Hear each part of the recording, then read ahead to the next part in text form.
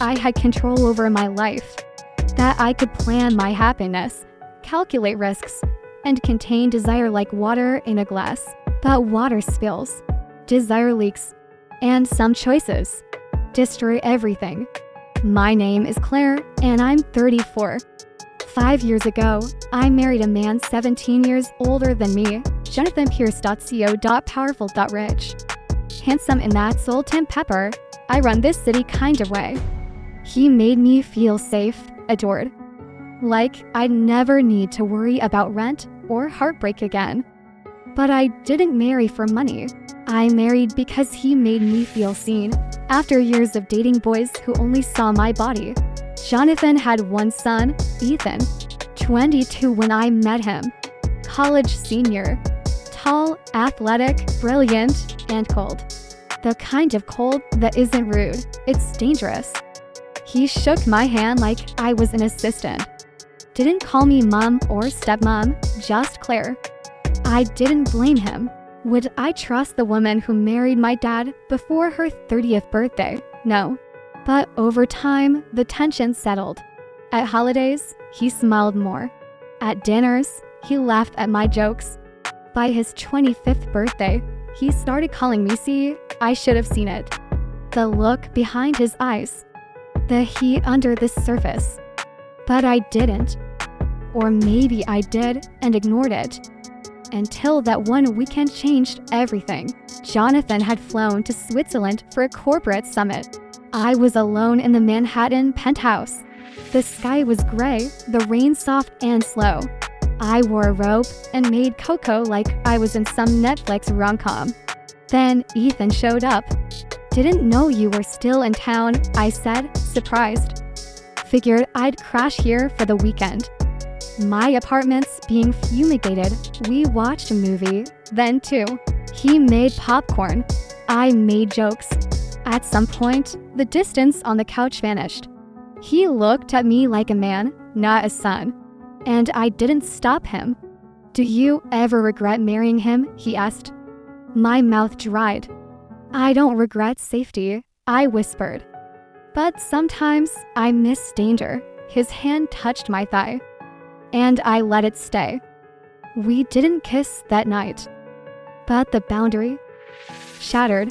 The real moment came 2 weeks later, when Jonathan invited us both to his summer lake house. 3 days. Just the three of us. One night, Jonathan drank too much bourbon and passed out early. Ethan found me by the fire pit. You look lonely, he said. I'm not, I lied. He came closer. Too close.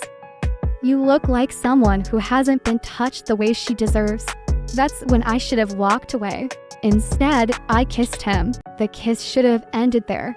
But it didn't. We slipped into silence. And then into his room. It wasn't gentle. It wasn't romantic. It was need. It was wrong. And it felt like truth after years of pretending. We said nothing after. Just heavy breaths and guilt clinging to the sheets. When Jonathan returned from Switzerland, I couldn't meet his eyes for 3 days. Ethan did what Ethan always did. Smirked, joked, acted like the world owed him nothing. But behind closed doors, he changed. He would text me at 2 a.m. Can't sleep, thinking about you. Or press his hand against mine in the kitchen for a half second too long. And every time I tried to stop it, he pulled me back in. One night, while Jonathan was at a gala, Ethan grabbed my wrist in the hallway and whispered, "You're not his anymore. You're mine." I slapped him. He smiled. I hated him. And I hated myself more. Because I knew he was right. Then came the moment everything unraveled.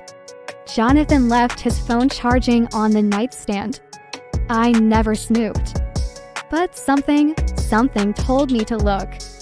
I opened his messages and saw photos, screenshots of me and Ethan in the lake house, in the hallway, one in his bed. My blood turned to ice. There was one final message from an unknown number. How much do you love her now? Attached was a video clip. Us. Kissing. Touching. Everything he knew.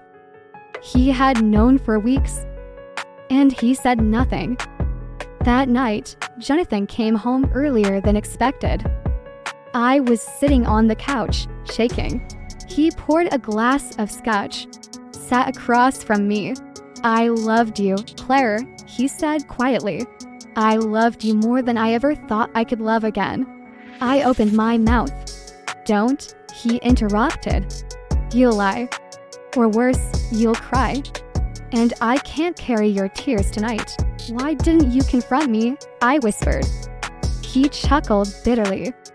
"Because watching you lie every day was better than hearing the truth once." Then he stood, handed me an envelope. Inside, divorce papers, already signed. "And Claire," he said at the door, "you can keep the penthouse, the cars, even the name. But I hope it haunts you." 2 weeks later, I found out the truth. Ethan had set it all up. He'd hired a private investigator, planted cameras. He knew his father would fall apart if he saw it. And that was the plan. "Why?" I screamed at Ethan on the phone. His voice was calm. "Because my whole life, my dad chose women over me. I wanted him to feel what I felt, and me," I asked. "Was I just a weapon?" "You were fun," he said. "But you were never innocent." Click. Jonathan disappeared. Moved to a private island in the Caribbean. Changed numbers. I never heard from him again. Ethan. He moved to LA. Started a podcast. Became internet famous. The Alpha, selling masculinity like it's candy. I see his face on TikTok sometimes. The comments say, "He's so bold, so smart." They don't know what he destroyed. As for me, I live in the penthouse, alone. Every time I pour wine, I remember his voice. "Don't cry. I can't carry your tears tonight," and I don't. I drink in silence, because some betrayals don't scream. They whisper. Some men destroy you with fists. Others, they let you destroy yourself. I didn't leave the penthouse for 6 days. The doorman started checking on me. Rachel, my only friend who stayed, dropped off groceries and left them at the door. The wine bottles piled up. My reflection changed. Not just the face, the eyes. They looked older, sadder. Like the girl who believed in love had moved out and left only the lease behind. One morning, the elevator dinged, and I found a letter on the floor. No name. No return address. Just one sentence. "Now you know what it feels like to be replaced." I tore it up, but I kept the pieces in a drawer. Then came the headlines. Billionaire Jonathan Pierce engaged to Italian model, age 25. Exclusive. Jonathan buys $14 million villa in Lake Como for new bride. Sources say he's never looked happier. I stared at the screen until my vision blurred. He didn't just move on. He upgraded. That's how it felt. Like I was a version of something he outgrew. And Ethan. He sent me one last message. "We all got what we deserved, Claire. But I didn't deserve silence." So I responded. "You just tried to people to feel important.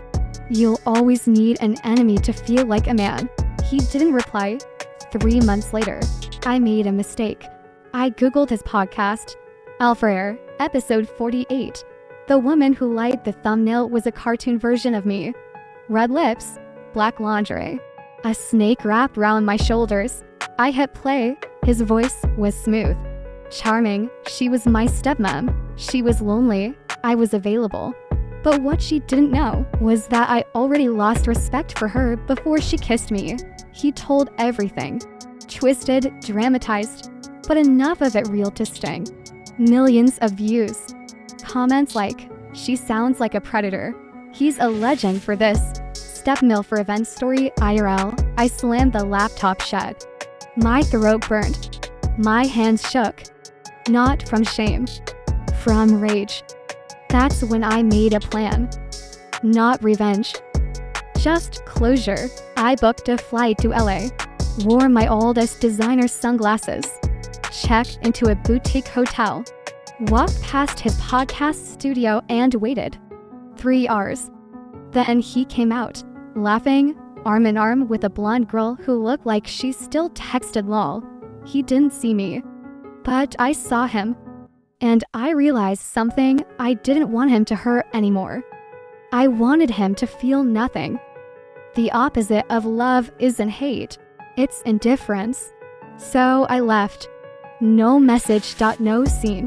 And for the first time in months, I slept through the night. Epilogue. 1 year later, the penthouse, it sold. I live by the sea now. A quiet coastal town in Oregon where no one knows my name. I work at a bookstore. I smile at strangers. I plant roses in the backyard. No scandal. No diamonds. No secrets. Sometimes, when I'm shelving books, someone will mention Jonathan Pierce. Isn't he that CEO who married the Italian actress? I smile. Sounds like him. I don't say I was his wife. I don't say I once kissed his son. Some stories belong in the past. But when it rains and thunder rolls through the sky, I sometimes remember that night at the lake house. The heat. The mistake. The way guilt can taste like desire if you swallow it fast enough. And I ask myself, if I could go back, would I still walk into Ethan's room? And I think the worst part is, I don't know. Because the truth is, some sins don't haunt you, they whisper lullabies, and wait until you're weak enough to listen again. 6 months after selling the penthouse, I thought the ghost had settled. Until the letter came. No return address. No stamp. Just slipped under my bookstore door one rainy morning. It said, your silence doesn't make you innocent. But your story deserves an ending. Inside the envelope, a photo. Me and Jonathan. Our wedding day. His eyes full of hope. Mine full of secrets. That night, I couldn't sleep. Waves crashing like thunder in my chest. For the first time in a year, I let myself cry. Not for what I did. For what I lost becoming someone who could do it. I started therapy. Once a week, in a small beige office above a bakery. The therapist, Dr. Rose, had kind eyes but sharp questions. Do you think Ethan manipulated you? Maybe, I said. But he didn't lie about who he was. I did. Do you believe you ever loved your husband? I didn't answer that one. Because love isn't just about how you feel, it's about what you protect. And I didn't protect him. 3 months into therapy, I ran into someone I hadn't seen in years, Jenner. Jonathan's new wife. My replacement. She was in town for a press event. And she walked right into the bookstore. Pregnant again. Hair glowing. The kind of beauty that seems immune to pain. Claire, she said, surprised. I didn't know you lived here. I didn't know you cared. She smelled like a politician. I don't. But Jonathan sends his regards. My breath caught. He talks about me. He doesn't have to. Your name still makes him flinch. She turned to leave, then paused. You know, he loved you like a lighthouse. Even when you steered straight into the rocks, he stayed lit. But you turned off your own ship. I stare at her. I hope you never wreck, I said softly. You might not survive it. After that, something in me shifted. Not rage. Not revenge. Just resolve. I started writing. Not for a blog. Not for a book deal. Just for me. Every night, I wrote a single page. One truth. I broke him. I blame Ethan because blaming myself was too heavy. I wanted to be wanted more than I wanted to be good. He never raised his voice. I raised the stakes. I chose the fire. And cried when it burned me. Each truth peeled off a layer of guilt like old wallpaper. Painful. But freeing. One stormy Sunday, the bookstore phone rang. It was Ethan. After all this time. I heard you saw Jenna, he said. I stayed silent. I miss you, Claire. I don't miss who I was with you, I replied. He was quiet for a beat. Fair. But I still dream about that night. That's the difference, I said. You dream about it. I live with it. Click. I blocked the number. 2 weeks later, I mailed Jonathan the wedding photo with a note. Just one sentence. You were the only thing I should have stayed loyal to. No return address. No expectation. Just a final release. A year passed, then another, and somewhere between grief and growth, I found peace. I still live. In that little town, I run writing workshops at the library, help teenagers tell the truth before life teaches them the cost of hiding it. And sometimes, when it rains, I imagine an alternate version of my story, where I walked away from Ethan, where I told the truth at the altar, where Jonathan and I still dance barefoot in the kitchen. But imagination is not memory, and memory doesn't offer do-overs. So instead, I light candles. I plant flowers. I live slow, and when strangers ask if I've ever been in love, I smile and say, once, deeply, and I never made that mistake again.